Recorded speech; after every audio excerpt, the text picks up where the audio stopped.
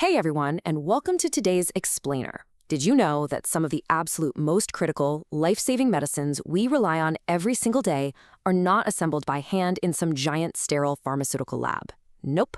Instead, they are produced inside hidden, highly specialized factories called fermenters.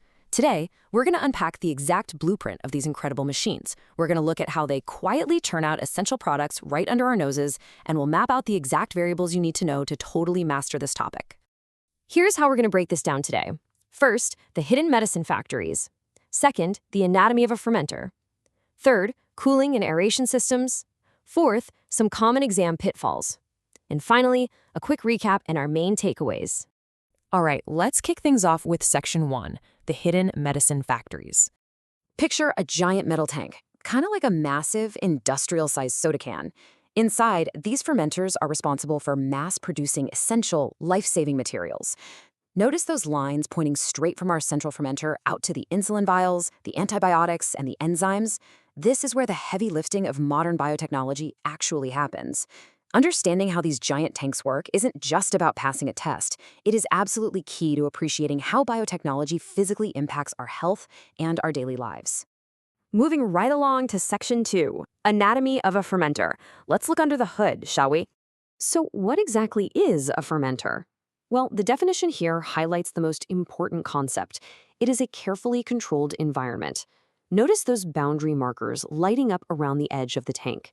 Inside that precisely calibrated perimeter, microorganisms like bacteria or yeast are grown under optimal conditions to produce all those essential substances.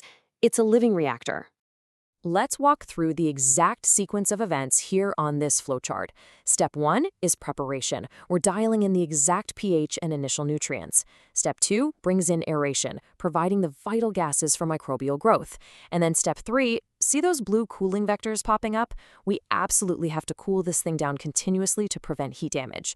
We're essentially setting up the tank, feeding the invisible biology, and managing some pretty intense chemical reactions. Okay, Section 3. Cooling and aeration systems. Let's map these systems out in a clear table to see exactly how the macrostructures dictate microscopic survival. Follow the rows with me. The cooling system specifically targets one thing: excess heat. Why? To prevent enzyme denaturation. Meanwhile, the aeration system targets oxygen and nutrients to fuel aerobic respiration. If you track the red arrows pulling the heat away and the blue arrows pumping the oxygen in, you can clearly see how the mechanics are completely serving the biology. Which brings us to a really brilliant analogy.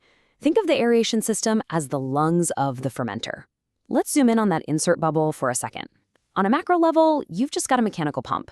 But zooming down into the micro level, that pump is blasting tiny oxygen molecules and evenly distributing nutrients directly to the microorganisms, ensuring every single cell can breathe, eat, and thrive. All right, Section 4, exam questions and pitfalls. Let's apply this. Here is a classic active recall question you are definitely going to see. Why is a cooling system needed in a fermenter? Now think about it. You've got billions of microbes multiplying rapidly inside a closed metal tube. What is the unavoidable physical byproduct of all that intense biological work? Right here. It removes excess heat. If we don't actively bleed that heat out of the system, the temperature spikes. And as the temperature rises past that optimal point, the precise physical structure of the microbial enzymes just breaks down. They denature. So by keeping the temperature completely stable, the cooling system ensures the enzymes stay active and the microbes actually survive to do their job. Let's hit our second exam question. What is the function of the aeration system? Remember that lungs analogy we used a minute ago? What exactly are those mechanical lungs doing for the living components suspended in all that liquid? The answer is twofold. First, it supplies oxygen for aerobic processes. Without oxygen, aerobic respiration grinds to a halt.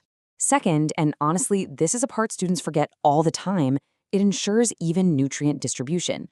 That dynamic mixing guarantees that nutrients don't just sink to the bottom, meaning every single microbe gets the fuel it needs. Let's clear up some common pitfalls really quick. A major myth is that fermenters are just basic storage containers, like a bucket sitting in a garage. The reality, as you can see by the sharp contrast here, is that they are highly specialized environments. You're looking at real-time dials tracking exact vectors of temperature, meticulous pH balances, and precise oxygen levels. It is a highly active, controlled bioreactor, not a passive storage tank. Here's another trap people fall into: the myth that all microbes used in fermenters are exactly the same. No way. The reality is so much more complex. Different products require entirely unique strains of bacteria or yeast.